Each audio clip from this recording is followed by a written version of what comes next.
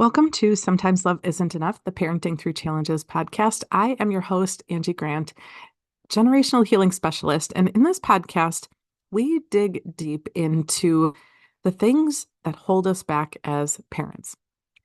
I like to focus on challenging behaviors, kids who perhaps have experienced trauma, but also parents who ourselves have experienced our own traumas. And how do we use our own experiences, use our own energetic makeup, use our own inner knowing to parent our kids in a way that feels aligned for them and for us? Today, I want to talk about these concepts as they relate to co-parenting. In most situations, most families, most circumstances, we're co-parenting in some aspect, whether you're in a close relationship with the other parent or a separated relationship with the other parent. You might be co-parenting with maybe your own parents, or maybe you're co-parenting with your ex and their partner, or you're trying to co-parent with your partner who isn't the biological parent of your child. There are just so many different ways that we co-parent. And I think that there are many, I don't want to say rules, many concepts that apply across all co-parenting relationships.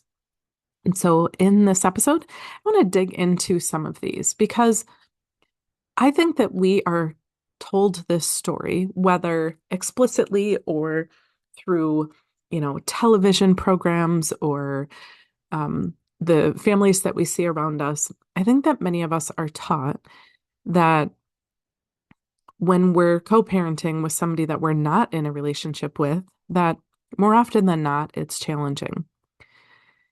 And I want to dispel that myth because we get to decide how challenging it is. I think about the concepts that I really focus on. I focus on mindset, human design, and emotional regulation. And when I think about the co-parenting relationship, whatever your relationship is with your co-parent, our happiness, our success in that relationship starts with our own thought process about the other parent. I think back to when I was co-parenting with my husband at the time. And I quickly, without having any mindset tools in my tool belt, without knowing really any of the things that I now share with parents, I quickly had it in my mind that if I wanted things done the right way, I had to do it myself. And that co-parenting wasn't something that really went well in our family. It was either I caved to parenting styles that I disagreed with, or I did what I wanted on my time. And none of that was really co-parenting. We weren't really parenting together. And in fact, there were decisions that were made about discipline with our daughter at first, and then later on with our son, that there was no discussion. And instead of when these discipline strategies were used, instead of me initiating a discussion, I just stuffed that frustration and anger about how things were handled with our kids. And that is not what I want to share with you about the power that we have. Because it seemed in the moment, for me at least, like that was the only option in my family. We didn't have a communication style or tools or support to help navigate parenting challenges. And I didn't know how much personal responsibility I really needed to take for my own happiness. So when I think about co-parenting, that was an example in a marriage where two parents were together. But I see examples similar to this time and time and time again, where one parent has a parenting plan and the other one either disagrees with it or just has their own parenting plan, and the parents aren't on the same page. And I think this becomes challenging because we often go into parenting without a plan. We go into parenting sometimes with a plan to not parent like we were parented, right? We want to undo any poor parenting that we perceived that we experienced. But for many of us, that's kind of the end of it, right? If our parents were really strict, many of us will steer towards wanting to be much more lenient with our kids. And if our parents were too lenient and we didn't like that, we might veer towards being more strict with our kids and having more boundaries and more rules. But oftentimes in parenting, even though I think it is the hardest job that any human will ever do, it comes with such great responsibility. We are so emotionally attached to this job.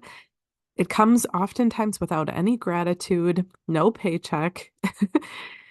And we go into it without a plan.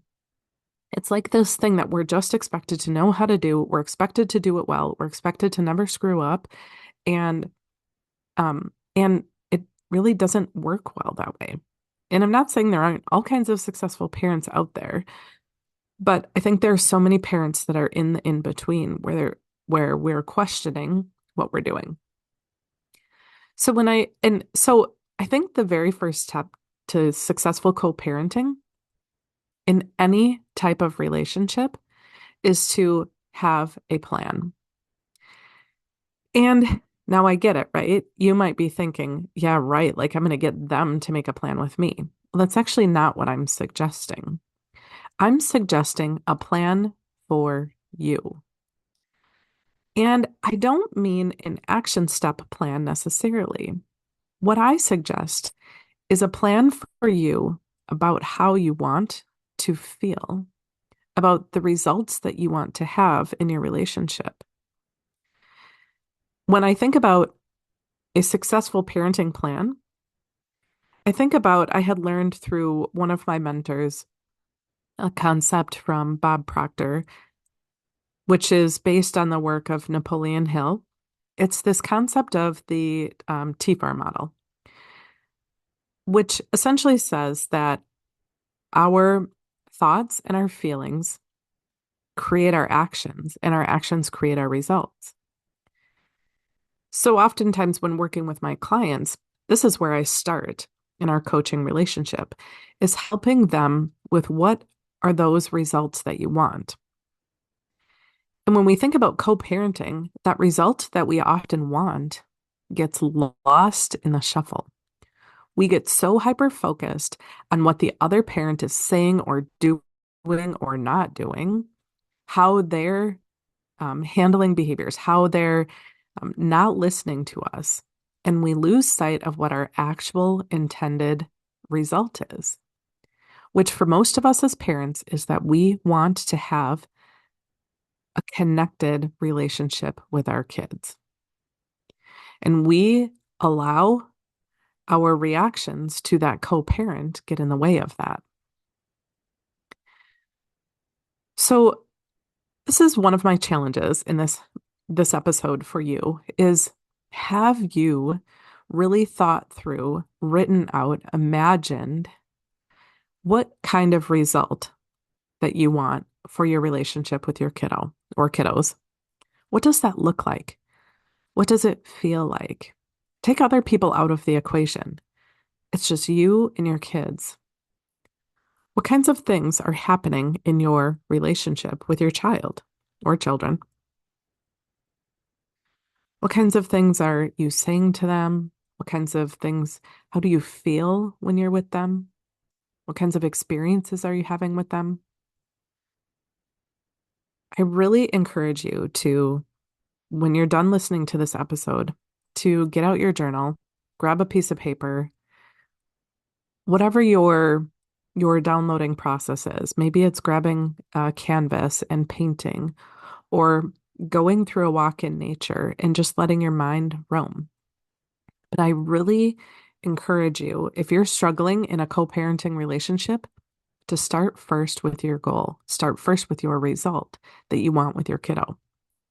And really engage all five of your senses as you think about what you want with your kids. Engage your sight, your taste, smell, what you hear, and what you feel.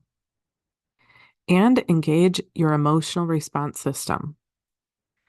Allow yourself time to really feel what it feels like to be connected with your kiddo, even just for a minute.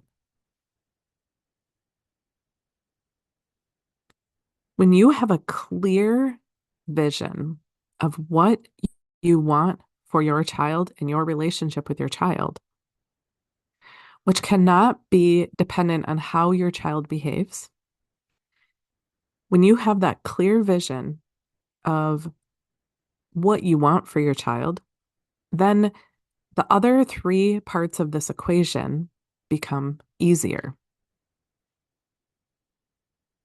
Because as I was saying, the T-FAR model, right? So it starts with circumstances, and then it's our thoughts, feelings, actions, and results. So if we work backwards, right? So we just talked about what kind of result that you want in your family with your child or children. So take one step back. What is one action that you can take every day to create more space, more room for that connected relationship with your child? Is it something that you say to them? Is it something that you do for them?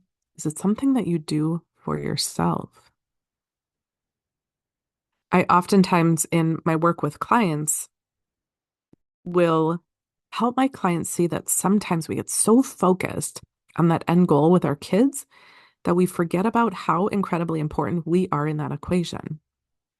We get so focused on trying to fix things with our kids because we're disconnected or our relationship isn't what we want it to be, that we forget that we have our own nervous system that is reacting to perceived threats in our life, which sometimes are the co-parent.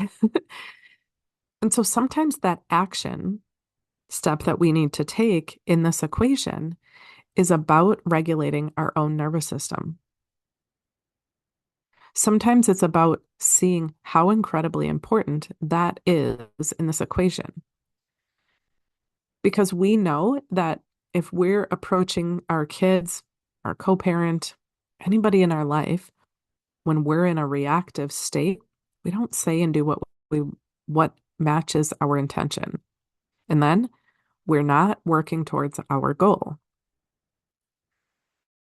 Sometimes, though, it's hard to take that action step if we haven't yet done the work on our thoughts and our feelings. So, as we work through this model and working backwards, again, I'm actually going to jump over the feelings, although sometimes it's helpful to start there. But I would encourage you, if you're stuck in this loop where you're struggling with your relationship with your child and with your co-parent, is to take a step back in that equation and really ask yourself, what is a thought that would help me work towards my goal of being more connected with my child? That's the result that I want. But my current thought is that my child's other parent is sabotaging my relationship with them. Or I'm so frustrated because they won't parent the way that I want them to. Or I feel unheard because I'm trying to assert what I know is right for my kids and they won't listen to me. If we're stuck in this thought loop that we're blaming somebody outside of ourselves, I encourage you to shift that thought to something about you. Because more often than not, when we're feeling frustrated, angry, resentful, rageful, whatever feeling that you're feeling about that relationship, oftentimes when we listen to our words, that that negative feeling is driven by thoughts that it's the other person's fault. And this, as a parent, can be such a hard pill to swallow. I know for myself, it was so easy to blame my ex for my frustration. And I had all kinds of people around me confirming that I was right, confirming that it made sense that I was so frustrated.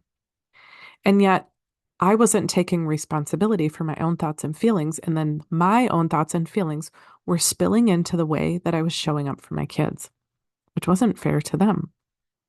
And I wasn't yelling at my kids. I wasn't doing inappropriate things in my parenting relationship necessarily, but my belief system and my thought process fueled the way that I showed up for them instead of me taking ownership for what was happening inside of me. So, this is my second challenge for you. The first one was to create a vision about what you want for your kids, what you want for your relationship with your kids.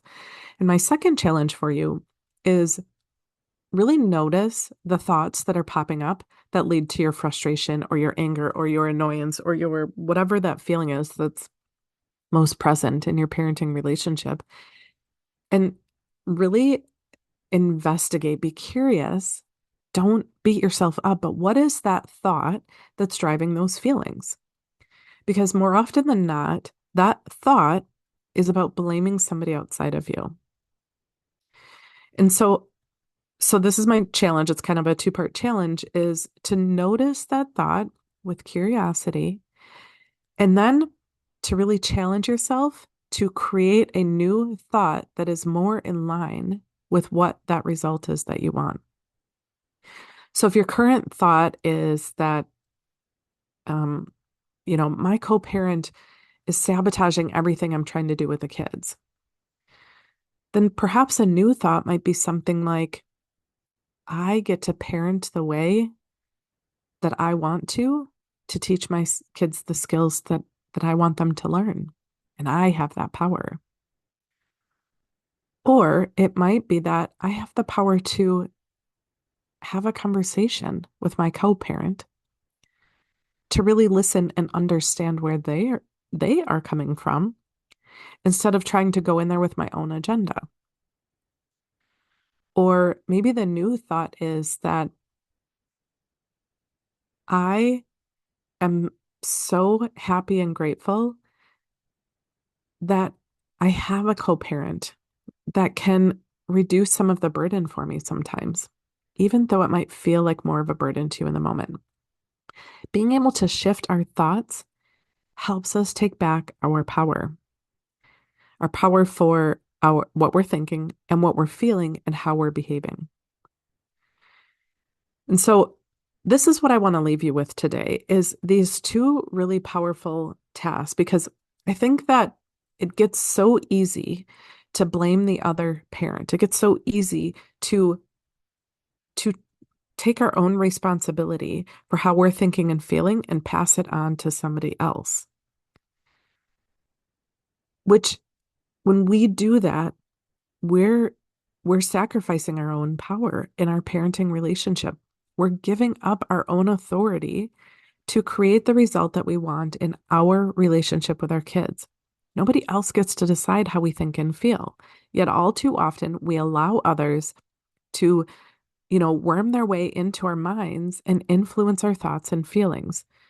But we let them do that. We don't know we're doing it most of the time. But when we can be more curious about the thoughts that we're having and really explore ways to shift it, to flip it on its back, to to take back that control and then just start noticing how a new thought creates a new feeling and how a new feeling over time creates new actions in you and has an influence on the results that you want in your most important relationship and in the hardest job that you will ever do. So that's what I'm going to leave you with today. I would love to hear your thoughts about this. And if you are really stuck and you don't know how to do this, this is the work that I love doing. I do offer a free consult, and I'd love to help you along your parenting journey as well. So I have the links in the show notes, but it's angiegrant.com, although there's a D in there, Angie, GRANDT.com. So until next time, keep working on that vision about your family.